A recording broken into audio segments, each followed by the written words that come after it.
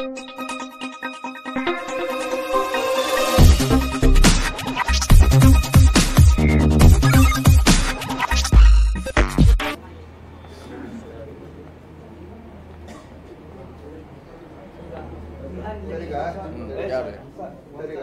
Belagavi doctor Shivabasava ಮಹಾಸ್ವಾಮಿಗಳ ಹೆಸರನ್ನ ತಾವು railway ನಿಲ್ದಾಣಕ್ಕೆ ಶಿಫಾರಸ್ ಮಾಡಿದ್ರು ಸರ್ಕಾರಕ್ಕೆ. ಅಂದ್ರೆ ಬರೀ ಶಿಫಾರಸ್ ಮಾಡುವಂತ ಹಂತಕ್ಕೆ ನಿಂತುಬಿಟ್ಟು ಅಥವಾ ಮುಂದಿನ ನಮ್ಮ ಡ್ಯೂಟಿ ಅಲ್ಲ ಅದು, ನಮ್ಮದು ಶಿಫಾರಸ್ ಮಾಡೋದು ಅಷ್ಟೇ ಡ್ಯೂಟಿ. ಮಾಡಬೇಕಾದ ಸಂಬಂಧಪಟ್ಟ ಇಲಾಖೆಯವರು ಮಾಡಬೇಕು, ಅದು ಕೇಂದ್ರ ಸರ್ಕಾರ ವ್ಯಾಪ್ತಿಗೆ. ಸೊ ಇಂಥ ಭಾಳಷ್ಟು ಈಗಲೇ ರಿಕಮೆಂಡ್ ಮಾಡಿದ್ರಿ, ಕೆಲವು ಮಾಡಿದ್ದಾರೆ, ಇನ್ನು ಕೆಲವು ಪೆಂಡಿಂಗ್ ಇದಾವೆ, ಮಾಡಿದ್ರೆ ಒಳ್ಳೇದು. ಅದು ಅಲ್ಲಿ ಲೆಕ್ಕಾಚಾರ ತಪ್ಪಿರ್ಬೋದು, ಅಸೆಸ್ಮೆಂಟ್ ಮಾಡ್ಲಿಕ್ಕೆ ಆಗಿಲ್ಲ ಬಹುಶಃ, ಯಾವುದು ಏನೋ ಮಾಡಲಿಕ್ಕೆ ನಾವು ಫೇಲ್ ಆಗಿದ್ದೀವಿ, ಅದಕ್ಕೆ ಈ ರಿಸಲ್ಟ್ ಬಂದಿದೆ. ಗೊತ್ತಿಲ್ಲ, ಅಲ್ಲಿ ಸ್ಟಡಿ ಮಾಡ್ಬೇಕು, ಯಾಕಂದ್ರೆ ನಾವು ಅಲ್ಲಿ ಅದರಿಂದ ಭಾಳ ದೂರ ಇದ್ದೀವಿ. ಇಂಥ ಆಸೆ ಭಾಳಷ್ಟು ಆಸೆ ಇಟ್ಕೋತಿದ್ರಿ ಎಲ್ಲರೂ. ಹರಿಯಾಣದಲ್ಲಿ ಕೂಡ ನಾವು ಭಾಳ ಹತ್ತಿರದಿಂದ ಸೋತೀವಿ. ಸೊ ಕೆಲವು ರಾಜ್ಯದಲ್ಲಿ ಭಾಳ ಹತ್ತಿರದಿಂದ ಸೋತೀವಿ, ಕೆಲವ್ರನ್ನ ಭಾಳ ಇದೆಲ್ಲ ಆಗೋದು ಚುನಾವಣೆಯಲ್ಲಿ ಎಲ್ಲ ನಡೆಯುವಂಥ ವ್ಯವಸ್ಥೆ ಅಷ್ಟೇ. ಅದು ಇದೆ, ಮೊದಲಿದ್ದೇ ಇದೆ, ಕೊನೆವರೆಗೆ ಇದ್ದೇ ಇರೋದು. EVM ಬಗ್ಗೆ ಯಾವಾಗಲೂ ಡೌಟ್ಫುಲ್ ಇದ್ದೇ ಇದೆ. ಅದನ್ನು ಕೇಂದ್ರ ಸರ್ಕಾರ ಅದ್ರ ಬಗ್ಗೆ ಸ್ಪಷ್ಟನೆ ಪಡಿಸುವವರೆಗೆ ಇದು ಡೌಟ್ಫುಲ್ ಇರುವವರೆಗೆ. ನೋಡಿ, ಸ್ಟಾರ್ಟಿಂಗಿಂದ ಅದ್ರ ಬಗ್ಗೆ ಎಲ್ಲರೂ ಡೌಟ್ ಮಾಡ್ತಿದ್ದಾನೆ. ಆದರೆ ಅದನ್ನು ಸ್ಪಷ್ಟೀಕರಣ ಕೊಡೋದು ಅದು ಆಗೋದಿಲ್ಲ ಅನ್ನೋದನ್ನು ಕೇಂದ್ರ ಸರ್ಕಾರ ಚುನಾವಣಾ ಆಯೋಗದ ಸ್ಪಷ್ಟಪಡಿಸಿದಾಗ ಅದಕ್ಕೊಂದು ಕ್ಲಾರಿಟಿ ಇಲ್ಲ. ಅಂದ್ರೆ ನನಗೆ ಈ ರೋಗ ಇದೆ, ಇದು ರೋಗ ಇದೆ, ಅದು ವಾಸಿ ಆಗೋಲ್ಲ ಅಂತ ಹಂಗೆ ಇದು ಅದನ್ನು ಸಹ ಸ್ಪಷ್ಟೀಕರಣ ನೀಡೋರು ಯಾರೇ ಚುನಾವಣಾ ಆಯೋಗ, ಅವ್ರ ಮೇಲೆ ಸರ್ಕಾರ ಇದೆ, ಅವರೇ ಅದಕ್ಕೆ ಒಂದು ಇತಿಶ್ರೀ ಹಾಡಬೇಕಂತ. ರಾಜ್ಯ ಬಿಜೆಪಿ ನಾಯಕರು ಇದೇ ಒಂದು ಫಲಿತಾಂಶ ಕರ್ನಾಟಕದಲ್ಲಿ 28 ಮರುಕಳಿಸ್ತಾರೆ. ಅದು ನೋಡೋಣ, ಇನ್ನೂ ದೂರ ಇದೆ, 30 ತಿಂಗಳಿದೆ ಇನ್ನು. ಆವಾಗ ಅದ್ರ ಬಗ್ಗೆ ಚರ್ಚೆ ಮಾಡೋಣ. ಈಗ ಅಥವಾ ಅಷ್ಟು ದೂರಿಂದ ಈಗ ಚರ್ಚೆ ಮಾಡೋದು ಅನಾವಶ್ಯಕ. ಅದು ರೋಗದಿಂದ ಅಂತ ಪ್ರಾಥಮಿಕ ವರದಿಯಿಂದ ಬಂದಿದೆ, ಆದರೂ ಎನ್ಕ್ವೈರಿ ಮಾಡ್ತಿದ್ದಾರೆ, ನೋಡೋಣ. ಅದು ಯಾವುದೋ ಒಂದು ರೋಗ ಇದೆ ಅಂತ, ಅದು ಆ ಕಾಯಿಲೆಯಿಂದ ಮೃತಪಟ್ಟು ಅಂತ ಹೇಳಿದ್ದಾರೆ. ಆದರೂ ಇನ್ನು ಅವ್ರಿಗೆ ಸಂಬಂಧಪಟ್ಟ ಅದಕ್ಕೆ ಎಕ್ಸ್ಪರ್ಟ್ ಬಂದು ಹಂಗೆ ಸಾವಾಗಿದೆ ಅಂತ ಅವ್ರು ವರದಿ ಕೊಟ್ಕಂಗೆ ಮುಂದೆ 13 ತಾರೀಕಿಗೆ 14 ತಾರೀಕಿಗೆ ಎಂಟು ಸಾಯ್ತದೆ. ಅವಾಗ ಇವ್ರು ಮುನ್ನೆಚ್ಚರಿಕೆ ತಗೊಂಡಿಲ್ಲ ಅನ್ನುವಂಥದ್ದು ಗಂಭೀರವಾದಂಥ ಆರೋಪ. ಅದೇ ಈಗ ಅದು ಎನ್ಕ್ವೈರಿ ಒಳಗೆ ಬರ್ಬೇಕಲ್ಲ. ಅದೇ ಈಗ ಎನ್ಕ್ವೈರಿ ಮಾಡಿದ್ರೆ ನಾವು ಹೇಳಲಿಕ್ಕಾಗಲ್ಲ. ಎನ್ಕ್ವೈರಿ ಒಂದಲ್ಲ ಎರಡಲ್ಲ ಸರ್, ಸುಮಾರು 28 ಕೃಷ್ಣ ಮೃಗಗಳು ಅಳಿವಿನಂಚಿನಲ್ಲಿ ಇರುವಂಥವು. ಅದೇ ಈಗ ಅವರ ಫಾರೆಸ್ಟ್ ಸಚಿವರು ಈಗಾಗಲೇ ಅದಕ್ಕೆ ಆದೇಶ ಮಾಡಿದ್ದಾರೆ. ತನಿಖೆ ಬಂದ್ಮೇಲೆ ನೋಡೋಣ ಅದ್ರ ಯಾರ ಬಗ್ಗೆ ಕ್ರಮ ಕೈಗೊಳ್ಳಬೇಕು, ಏನು ಆಗಿದೆ ಅಂತ ವೇಟ್ ಮಾಡಬೇಕು. ಸರ್, ಈಗ ದೆಹಲಿ ಹೋಗಿದ್ರೆ ಭೇಟಿ, ನಾಯಕರು ಭೇಟಿ ಆಗಿದ್ರೆ ರಾಜ್ಯ ರಾಜಕಾರಣ ಬಗ್ಗೆ ಏನಾದ್ರು? ಇಲ್ಲ, ಯಾವುದೇ ರಾಜಕೀಯ ವಿಷಯ ಚರ್ಚೆ ಇಲ್ಲ. ಸುನಿಲ್ ಹನುಮಣ್ಣ ಅವರು ಉಪಾಧ್ಯಕ್ಷರಾದರು, ಅವ್ರಿಗೆ ಹಿನ್ನೆಲೆಯಲ್ಲಿ ಜನರಲ್ ಸೆಕ್ರೆಟರಿ ಭೇಟಿ ಆಗ್ಲಿಕ್ಕೆ ಹೋಗಿದ್ರು ಅಷ್ಟೇ. ಕೆಪಿಸಿಸಿ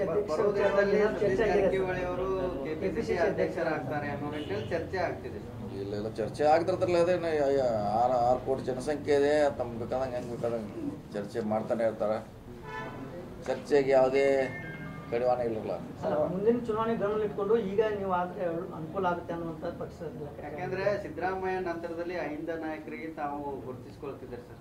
ಇದರಿಂದ ನೀವೇನಾದ್ರೂ ಕೆಪಿಸಿಸಿ ಅಧ್ಯಕ್ಷರಾದ್ರೆ ಅದಿಲ್ಲ ಸರ್, ಅದು ಆ ಪಕ್ಷ ತೀರ್ಮಾನ ಮಾಡೋದು ನಾವಲ್ಲ. ಒಂದ್ ವೇಳೆ ನಿರ್ಧಾರ ಮಾಡಿದ್ರೆ ತಾವು ಸ್ವೀಕಾರ ಮಾಡಿಲ್ಲ. ನೀವು ಮುಂದೆ ಅಧ್ಯಕ್ಷರಾಗ್ತೀರ ಅಂತ ಹೇಳಿ ಈಗ ಹೊಸ ಹೆಲಿಕಾಪ್ಟರ್ ತಗೊಂಡಿರಿ ಅನ್ನೋಂಥದ್ದು ಹಳೆದು ಇತ್ತು ಎಕ್ಸ್ಚೇಂಜ್ ಮಾಡಿವ ಅಷ್ಟೇ. ಹೊಸ ಹೆಲಿಕಾಪ್ಟರ್ ಇನ್ನು ವಾಲ್ಮೀಕಿ ಪೇಟೆ ಪಯಣ ಮಾಡಿದ್ರೆ ಸರ್, ಹೇಗಿದೆ ಸರ್ ಹೊಸ ಹೆಲಿಕಾಪ್ಟರ್? ಈಗ ಬರೀ ಎಕ್ಸ್ಚೇಂಜ್ ಆಗಿದೆ ಅಷ್ಟೇ, ನಮ್ದೇನು ಹಳೆದು ಇತ್ತೇ ಇತ್ತು, ಅದೇನು ಪ್ರಶ್ನೆ ಇಲ್ಲ. ನಿನ್ನೆ ಸಿಎಂ ಸಿದ್ದರಾಮಯ್ಯ ಅವರು ರಾಹುಲ್ ಗಾಂಧಿ, ಸೋನಿಯಾ ಗಾಂಧಿ ಅವರು ಭೇಟಿಯಾಗಿದ್ದಾರೆ. ಸಚಿವ ಸಂಪುಟ ವಿಸ್ತರಣೆ ಆಗುತ್ತಾ ಅಥವಾ ಏನಾದರೂ ನಾಯಕತ್ವ ಬದಲಾವಣೆ ಏನಾದರೂ? ನೋಡಿ, ನಿನ್ನೆ ಭೇಟಿಯಾಗಿದ್ದಾರೆ, ಅವ್ರು ಏನು ಮಾತುಕತೆ ಆಗಿದೆ ಅವ್ರಿಗೆ ಗೊತ್ತು. ಇಬ್ಬರು ನಾಯಕರ ಮಧ್ಯ ಒಂದು ಹೇಳ್ಬೋದು. ಬೆಂಗಳೂರಲ್ಲಿ ಮಧ್ಯಂತರ ಕೇಳ ಅಲ್ಲಿ ಹೇಳ್ಬೋದು. ಸಚಿವ ಸಂಪುಟ ಏನಾದರೂ ವಿಸ್ತರಣೆ ಆಗ್ಬೋದು ಸರ್? ನಮ್ಮ ಕೈಲಿ ಇಲ್ಲದ ಕೇಳಿ ನಾವೇನು ಹೇಳೋದು ಹೇಳ್ರಿಗೆ, ಅದು ಮಾಡಬೇಕಾದ್ರೆ ಅವ್ರು ನಾವಲ್ಲ. ನಿನ್ನೆ ಹೇಳಿದ್ದೀವಿ, ಮೊನ್ನೆ ಹೇಳಿದ್ದೀವಿ. ಸರ್ ಅಧಿವೇಶನ ಸಿದ್ಧತೆ ಹೇಳಿ ಸರ್. ಮಾಡ್ತಾ ಇದ್ರಲ್ಲ. ರಾಹುಲ್ ಗಾಂಧಿ ಅವರು ಸಚಿವ ಸಂಪುಟ ವಿಸ್ತರಣೆ ಮಾಡೋದಕ್ಕೆ ಸಿಗ್ನಲ್ ಕೊಟ್ಟಿದ್ದಾರೆ ಅನ್ನುವಂಥದ್ದು ನಾವು ಮಾಧ್ಯಮದಲ್ಲಿ ನೋಡಿದ್ವಿ ಅಷ್ಟೇ.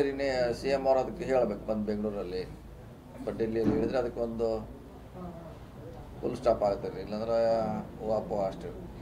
ಚಳಿಗಾಲದ ಅಧಿವೇಶನ ಸರ್, ನಾವು ಪದೇ ಪದೇ ಆಗಿ ಹೇಳ್ತಾ ಇದ್ರಿ ಸರ್, ನಾಯಕತ್ವದ ಏನು ಗೊಂದಲ ಇದೆ ಅದ್ರ ಬಗ್ಗೆ ಹೈಕಮಾಂಡ್ ಸ್ಪಷ್ಟನೆ ಕೊಡಬೇಕಂತ ಹೇಳಿ ಈ ವಿಚಾರವಾಗಿ ಅಂದ್ರೆ ಪದೇ ಪದೇ ಆಗಿ CM ಬದಲಾವಣೆ ಆಗುತ್ತೆ, ನಾಯಕತ್ವ ಬದಲಾವಣೆ ಆಗುತ್ತೆ ಅನ್ನೋ ಚರ್ಚೆಗಳು ಪದೇ ಪದೇ ಆಗ್ತಾ ಇದೆ. ತಾವೇನು ಹೇಳ್ತೀರಿ ಸರ್ ಅದನ್ನೆಲ್ಲ ಅವರೇ ವರಿಷ್ಠರು ಗಮನಿಸ್ತಾರೆ, ವರಿಷ್ಠರು ಅದನ್ನ ಗಮನಿಸ್ತಿದ್ದಾರೆ. ಸೊ ಅದಕ್ಕೆ ಯಾವಾಗ ಹೇಳಬೇಕು ಅನ್ನೋದು ಅವ್ರು ತೀರ್ಮಾನ ಮಾಡಬೇಕು, ವೇಟ್ ಮಾಡೋದು. ಇದು ಅಧಿವೇಶನ ಬಗ್ಗೆ ಎರಡು ಅಧಿವೇಶನ ಅಂತ ಈಗ ಪ್ರತಿ ವರ್ಷದಂತೆ ಪೂರ್ಣ ತಯಾರಿ ಮಾಡ್ತಾ ಇದ್ದೀವಿ. ಸೊ ಅದರಲ್ಲಿ ಏನಂತದ್ದು ಏನು ಭಾಳ ವಿಶೇಷ ಇಲ್ಲ, ಯಾಕಂದ್ರೆ ಮಾಡ್ತಾನೆ ಇರ್ತಾರೆ, ಅದನ್ನೇ ರಿಪೀಟ್ ಮಾಡೋದಿರ್ತದೆ ಅಷ್ಟೇ. ಕಾನೂನು ಸುವ್ಯವಸ್ಥೆ, ಬಂದವರಿಗೆ ವಸತಿ ಎಲ್ಲ ಮಾಡಲಿಕ್ಕೆ ಜಿಲ್ಲಾಡಳಿತ ಪ್ರತಿ ವರ್ಷ ಮಾಡ್ತಾರೆ, ಈ ಸಲ ಕೂಡ ಮಾಡ್ತಾರೆ. ಉತ್ತರ ಕರ್ನಾಟಕದ ರೈತರ ಹೋರಾಟ ಈ ಬಾರಿ ಜಾಸ್ತಿ ಆಗುವ ಲಕ್ಷಣಗಳಿದಾವೆ. ಆಗ್ಬೋದಲ್ಲ, ಅವ್ರವ್ರ ಸಂಬಂಧಪಟ್ಟ ವಿಚಾರ ಇದ್ರೆ ಪ್ರತಿಭಟನೆ ಮಾಡ್ತಾರೆ. ಕಬ್ಬಿಂದ ಬೆಲೆ ಒಂದು ಪರಿಹಾರ ಆಯ್ತು, ಇನ್ನೊಬ್ಬ 2-3 ಬೆಲೆ ಭಾಳಷ್ಟು ಕಡಿಮೆ ಇದೆ, ಗೋವಿನ ಜೋಳ, ಸೋಯಾಬೀನು. ಸರ್, ಏಕೀಕರಣ ಆದಾಗಿಂದ ಕೂಡ ಕರ್ನಾಟಕಕ್ಕೆ ಅನ್ಯಾಯ ಆಗ್ತಾ ಇದೆ. ಹಾಗಾಗಿ ಉತ್ತರ ಕರ್ನಾಟಕವನ್ನು ಪ್ರತ್ಯೇಕ ರಾಜ್ಯವನ್ನಾಗಿ ಮಾಡಬೇಕು, ನಂದು ಅದಕ್ಕೆ ಸಹಮತ ಇದೆ ಅನ್ನೋ ನಿಟ್ಟಿನಲ್ಲಿ ಹಾಗೆ ಅವರು ಪತ್ರ ಬರೆದಿದ್ದಾರೆ ಸರ್ CM. ಆಯ್ತು, ಅದು ಅವ್ರ ವೈಯಕ್ತಿಕ ವಿಚಾರ. ಈಗಲೇ ಎಲ್ಲರೂ ಹೇಳ್ಯಾರ, ಅವರ ವೈಯಕ್ತಿಕ ವಿಚಾರ ಅಷ್ಟೇ, ಪಕ್ಷದಲ್ಲ ಅಥವಾ ಓವರಾಲ್ ಅಲ್ಲ, ಅವ್ರ ವೈಯಕ್ತಿಕ ವಿಚಾರ. ಸರ್, ಈಗ ಬೆಳಗಾವಿ ಜಿಲ್ಲಾ ಹೊಡಿಬೇಕಂತೇಳಿ ಭಾಳ ವರ್ಷಗಳಿಂದ ಹೋರಾಟ ಇದೆ. ಬೆಳಗಾವಿ ಜಿಲ್ಲಾಕ್ಕೆ ಹೊಡ್ಯಾಕ ಆಗ್ತಾ ಇಲ್ಲ, ಇಲ್ಲಿ ರಾಜ್ಯ ಹೊಡ್ಯಾಕ ಹೊರಟಿದ್ದಾರೆ ಅಂತ ಜನ ಮಾತಾಡ್ತಾ ಇದ್ದಾರೆ. ಅದೇಟ ಅವ್ರ ವೈಯಕ್ತಿಕವಾದ ವಿಚಾರ ಅಷ್ಟೇ. Okay, thank you.